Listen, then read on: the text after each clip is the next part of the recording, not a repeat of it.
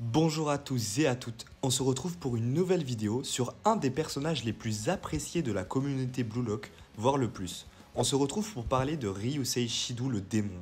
Dans cette vidéo, je vais vous présenter son parcours, puis essayer de théoriser son avenir au sein de la Neo Egoist League et à la Coupe du Monde, pour enfin vous donner une théorie sur son passé. Juste avant que la vidéo commence, n'hésite pas à t'installer confortablement, à lâcher un like, à t'abonner et à rejoindre mon Discord. C'est un moyen gratuit de me soutenir et ça fait plaisir. Sur ce, commençons. I came here to turn things around, to become the best in the world. Unless I beat someone stronger than me, that won't happen! Il s'agit d'un personnage qui nous est introduit tardivement dans le manga lors de la seconde sélection au chapitre 88, en nous affirmant dès le début son côté violent et s'opposera directement avec Kunigami. Ils se lanceront dès le début un duel pour leur dernier match potentiel lors de ce projet Blue Lock. Le match commence et on a le droit à Shido et Igarashi versus Kunigami et Reo. Et le match penchera vite en faveur pour l'équipe de Shido, analysant directement les spécialités de chaque joueur et mettra dès la première action une retournée presque impossible à mettre de son angle de tir.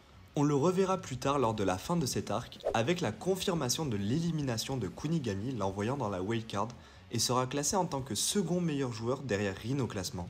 Ces deux joueurs seront rivaux tout au long du manga. Et lors de la troisième sélection, Rin et Shido joueront ensemble et marqueront tous les deux de nombreux buts.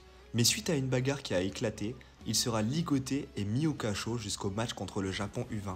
Et contre toute attente, cet attaquant a intéressé le meilleur milieu du Japon, Hitoshi Sae, qui est le frère aîné de Hitoshi Rin, et il jouera contre le Blue Lock Eleven aux côtés de Sae. Il rentrera sur le match lors de la seconde mi-temps, et ce duo nous montrera la meilleure performance du manga, avec 2 buts de Shido, dont une retournée très lointaine représentant le meilleur but actuellement, et sera même le premier à rentrer dans l'état de flow. Ici dans ce match, Shido nous rappelle Zlatan. Au sein de la Neo Egoist League, il joue au PXG en France avec pour coach Julien Loki et joue encore aux côtés de Rin, Karasu et Tokimitsu. Ces joueurs ont toujours fait partie des meilleurs du manga, donc c'est une équipe redoutable.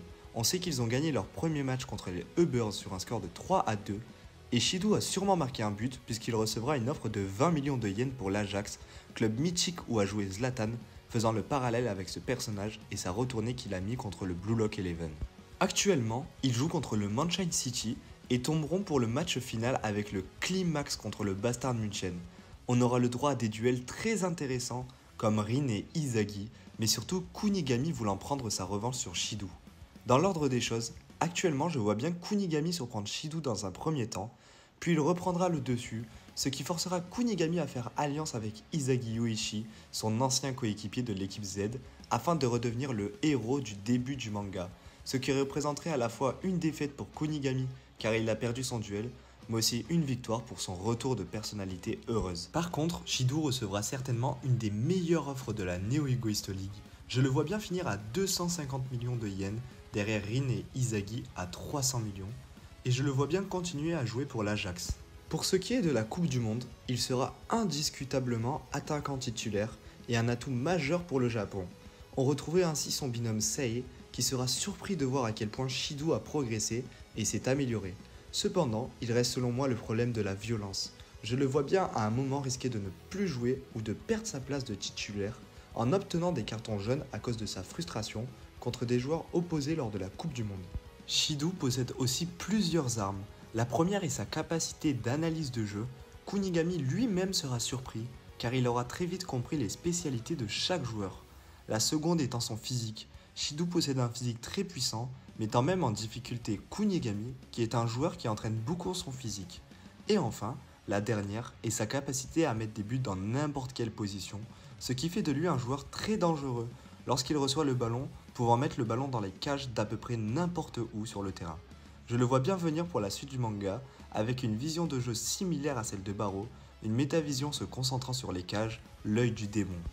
Et enfin, pour son enfance, je le vois bien avec une enfance similaire à celle de Lorenzo, le joueur des Ubbers. Une enfance un peu triste où il a dû apprendre à vivre seul, abandonné dans la rue. C'est un pattern que l'auteur utilise déjà pas mal de fois. On l'a vu aussi avec Noël Noah, quand Ego explique que s'il est devenu le meilleur joueur du monde, c'est qu'il n'a pas eu le choix d'utiliser le football pour sortir de la pauvreté.